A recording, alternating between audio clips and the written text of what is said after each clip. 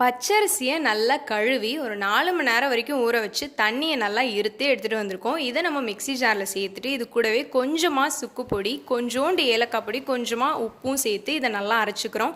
அரைப்பட்டதுக்கு அப்புறமா இது கூடவே தேங்காய் பூ, வாழைப்பழம் சேர்த்து அது இன்னும் நல்லா அரைச்சிட்டு கொஞ்சம் கொஞ்சமாக தண்ணி விட்டு அது இன்னும் நல்லா அரைச்சிட்டு அதுக்கப்புறமா இதுக்கு எவ்வளோ இனிப்பு வேணுமோ அவ்வளோ வெல்லம் சேர்த்துக்கோங்க. சேர்த்து அதை நல்லா அரைச்சி ஒரு பாத்திரத்தில் மாற்றிட்டு தேவைக்கு தகுந்த மாதிரி கொஞ்சமாக தண்ணி சேர்த்து அதை நல்லா கிண்டி விட்டுருங்க. இப்போ வந்து ஒரு போட்டு மூடி வச்சு 8 மணி நேரம் வரைக்கும் விட்டுருங்க. 8 மணி நேரத்தில் வந்து இது நல்லா புளிக்கும்.